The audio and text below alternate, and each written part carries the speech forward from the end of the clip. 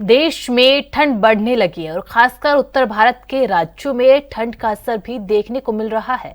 Delhi NCR के अंदर भी धुंध और कोहरा देखने को मिल रहा है। भारतीय मौसम विज्ञान विभाग यानी आईएमडी के मुताबिक 20 नवंबर से दिल्ली के तापमान में और भी गिरावट और ठंड बढ़ने की संभावना है। यूपी, बिहार, पंजाब, हरियाणा के कई शहरों में सुबह के समय कोहरा छाया हुआ है और ये 4 तस्वीरें दिल्ली, मुंबई, हरियाणा और उत्तर प्रदेश से किस तरीके से धुंध और कोहरा छाया हुआ है और इसकी वजह से वाहनों के आवाजाही में परेशानियों का यहाँ पर सामना करना पड़ रहा है।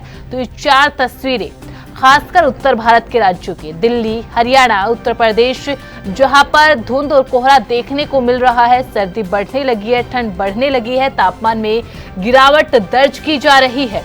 तो ये तस्वीरें आप देख पा रहे हैं जो बयां कर रही है किस कद्र जो है लगातार सर्दी बढ़ती जा रही है, ठंड बढ़ती जा रही है। और मुंबई, जहां पर कहा जाता था कि मुंबई एक ऐसा राज्य है जहां पर सर्दी और गर्मी दोनों एक तरीके से देखने को मिलते हैं, लेकिन अब की बार मुंबई में भी इतनी ज्यादा ठंड पड़ रही है, साफ विजिबल कोहरा दिखाई दे रहा है यहाँ पर। तो ये 4 तस्वीरें, जहां पहली तस्वीर दिल्ली की है जहां पर किस तरीके से धुंध है, ट्रेनों की आवाजाही में भी यहाँ पर कई ट्रेनें रद्द की गई है, कई ट्रेनों के समय में बदलाव किया गया है, कई ट्रेनें देरी से पहुंची है। दूसरी तस्वीर मुंबई की है जहां पर भी कोहरा साफ दिखाई दे रहा है। कोहरा, इसका मतलब ठंड लगातार बढ़ रही है, तापमान में गिरावट दर्ज किया जा रहा है। तीसरी तस्वीर हरियाणा से है और चौथी तस्वीर उत्तर प्रदेश से है। तो ठंड का आलम ये है, कोहरा लगातार बढ़ रहा है, तापमान में गिरावट दर्ज की जा रही है।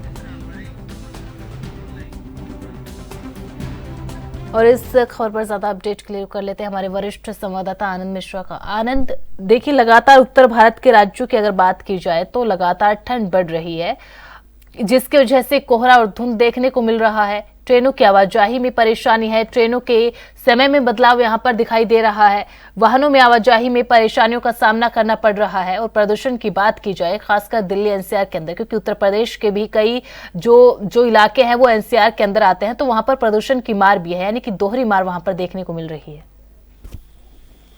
देखिए, आपको बता दें कि उत्तर प्रदेश के कई ऐसे जिले हैं जहां पे ठंड का असर अब धीरे धीरे देखने को मिल रहा है। दीपावली के बाद जो है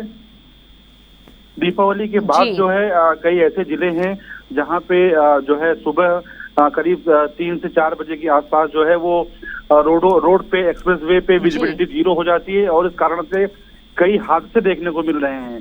नोएडा, गाजियाबाद और दिल्ली का जो एनसीआर है वहां पे प्रदूषण इतना ज्यादा है कि कोहरे के कारण जो है विजिबिलिटी एकदम 0 हो जा रही है। और कई ऐसे जगह एनसीआर की हैं जहां पे स्कूलों में जो है समय में परिवर्तन किया गया है, प्रदूषण को देखते हुए भी और कोहरे को देखते हुए भी। तो उत्तर प्रदेश में एक ठंड का जो असर है अब वो शुरू हो चुका है।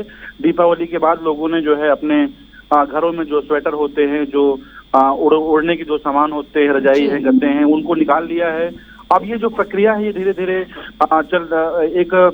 जो है सामान्य स्थिति से अब गंभीर स्थिति में जाएगी और कोहरा भी पड़ेगा, सुबह कोहरा भी पड़ेगा। और अब ये देखना होगा कि जो रेलवे यातायात है, जो परिवहन है उत्तर प्रदेश में, वो कैसे उसको स्थिर किया जाता है। क्योंकि अब जब कोहरा पड़ेगा तो ट्रेनें भी लेट होंगी, बसें भी लेट होंगी, तो उसके लिए कुछ विशेष जो है सरकार को, प्रशासन को इंतजाम करना होगा। जी आनंद, देखिए बिल्कुल जब घना कोहरा होता है, धुंध छाई होती है, तो ऐसे में सड़क दुर्घटनाएं बहुत बड़ी संख्या में यहाँ पर सामने आती है। और अगर बात की जाए ट्रेनों की, तो अगर आज की बात की जाए, क्योंकि आज बहुत ज्यादा, बाकी दिनों के मुकाबले देखें तो आज बहुत ज्यादा कोहरा देखने को मिल रहा है। ऐसे में कितनी ट्रेनें हैं जो अपने गंतव्य स्थान तक बहुत देरी से पहुंची है, या उनका समय में बदलाव किया गया है, या फिर कैंसिल ही कर दी गई है?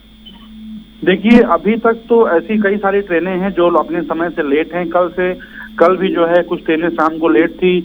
जैसे जो है एक कानपुर से वाराणसी प्रतापगढ़ इंटरसिटी ट्रेन चलती है, वो लेट थी। आज भी कई ट्रेनें लेट हैं।